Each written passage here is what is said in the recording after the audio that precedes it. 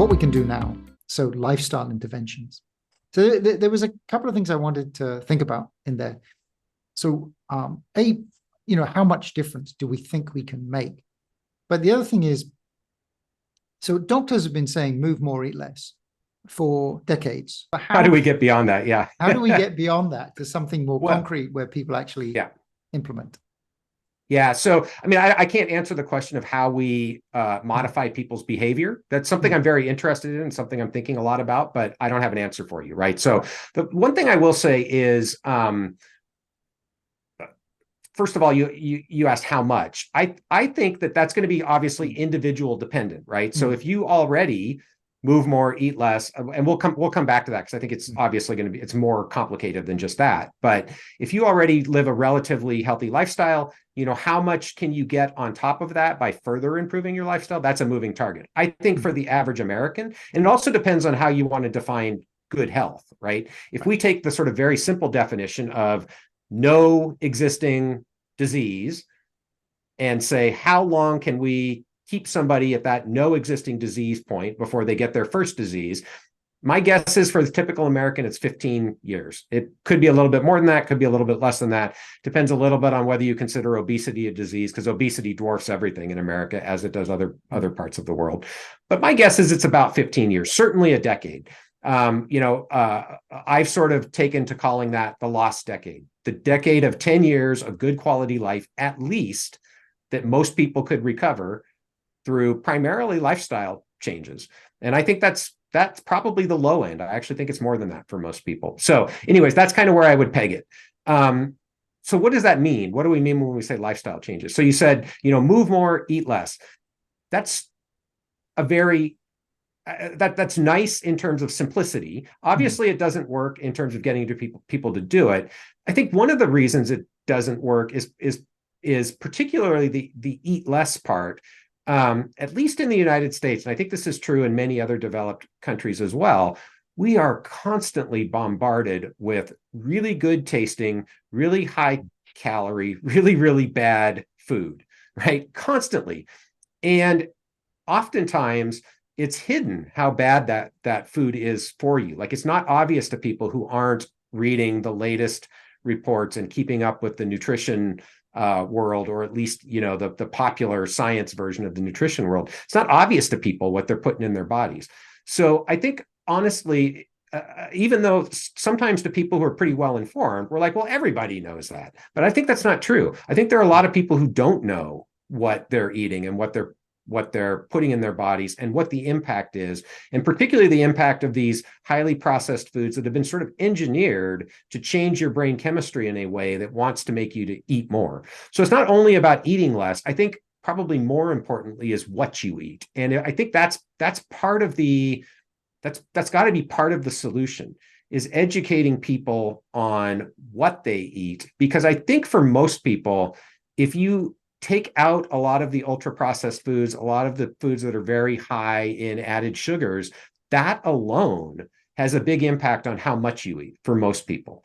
So, and that's not easy, but I think it's a place to start. So I think that's got to be part of the solution, is getting people to eat a nutritious diet where you take out a lot of the stuff that is working against your ability to control what you eat or how much you eat in particular. The exercise part, again, I think it's going to be somewhat individual. My personal belief is, particularly for people, I mean, I think this is probably true throughout all phases of life, but particularly 40s, 50s, 60s, and later, whatever you need to do to build, to the extent you can build muscle mass, but to maintain muscle mass into old age is really important. And so that's going to have to involve some sort of resistance training, but I think there are a variety of ways you can do that. But this is, again, where the diet piece intersects with exercise. So it's not just about move, it's how you're moving. And I personally believe that activities to build or maintain muscle mass are very important and underappreciated, again, by the general population. I think people who are in this world are like, well, duh, yeah, that's obvious. People who aren't in this world don't necessarily know that. So that's another piece of the equation. But this is where the diet comes back into play, because your ability to build or maintain muscle mass is going to be impacted by what you're eating and how much you're eating. And one of my worries here is that some of the sort of fad diet approaches, and also some of the new prescription medications, may actually be working against the ability of people to build and maintain muscle mass. And what I mean by that is, diets that emphasize strong caloric restriction, fasting, or like the GLP-1 agonists that basically, cut down on your desire to eat, they will work for weight loss. But if you don't pair that with resistance training, much of that weight loss is going to be lean mass. It's going to be muscle mass. That's harder to get back as you get older. So there's this challenge of, for a lot of people, we want them to lose weight, but we don't want their weight loss to be muscle mass, right? Yeah. So how do you pair those things? So again,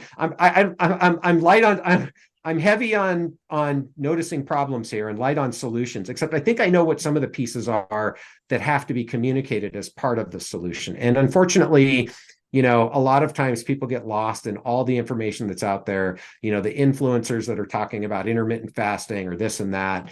So sometimes I think these important pieces get lost and people get off in the weeds, and it can actually be counterproductive.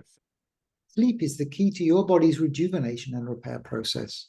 It controls hunger and weight loss hormones, boosts energy levels, and impacts countless other vital functions.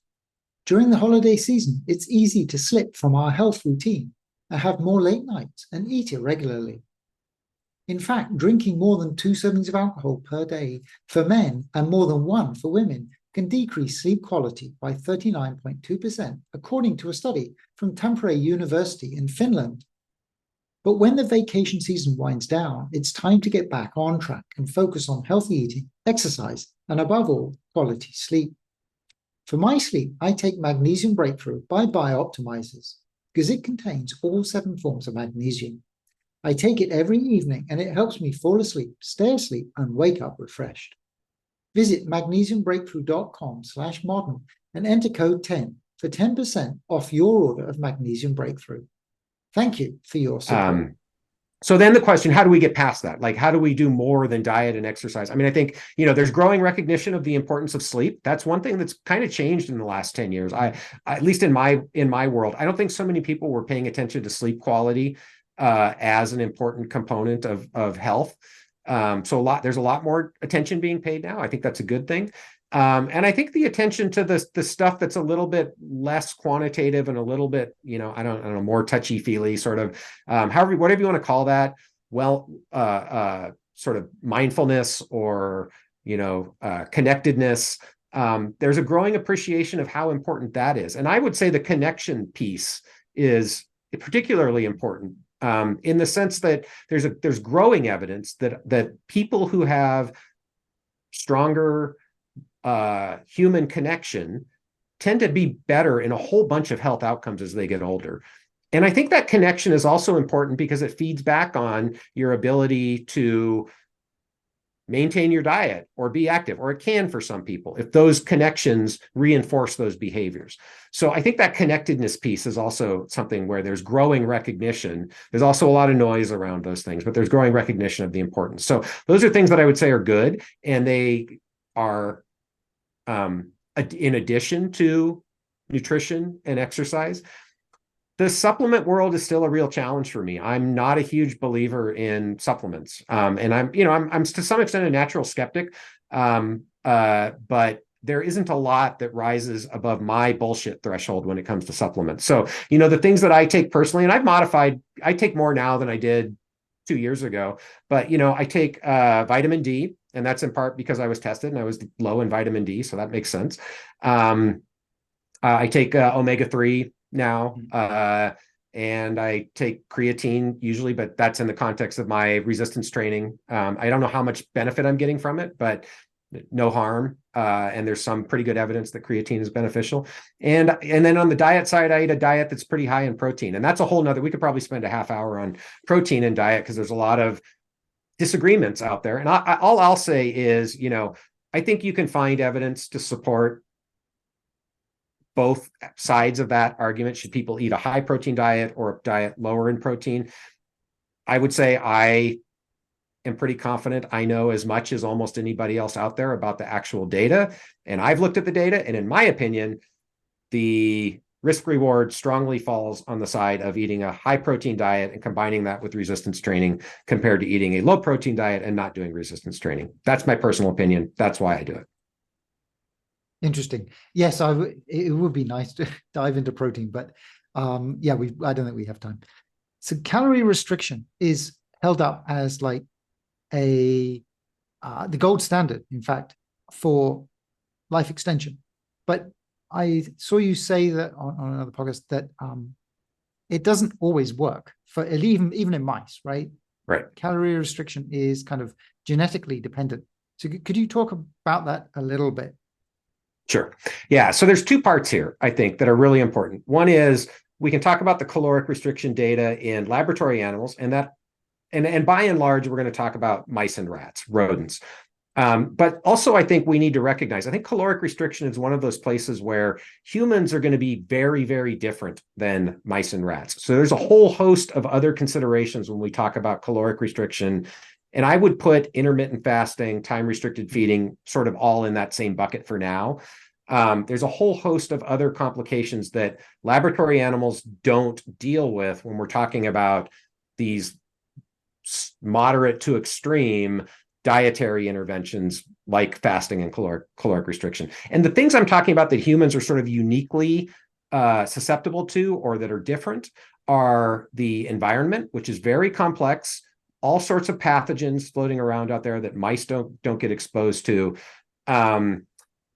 The psychological consequences of withholding something from yourself when you are constantly, as we already talked about, being bombarded with, the opportunity to eat whatever you want, as much as you want, which again, the calorically restricted mice don't have that option. We control how much they get. The human environment is very different. So that doesn't often get appreciated. And then the social context. So food is important in a whole bunch of social contexts. And when you're practicing one of these dietary regimens like intermittent fasting, caloric restriction, there is a social consequence. I'm not saying it's bad. I'm just saying it's a social consequence that is different than what we study in the rodents. So I think all of those things are important to take into consideration when we're thinking about what we recommend to people, in addition to what I think is over interpretation of the mouse data as it's presented to the general public. So the mouse data is pretty easy to sum up.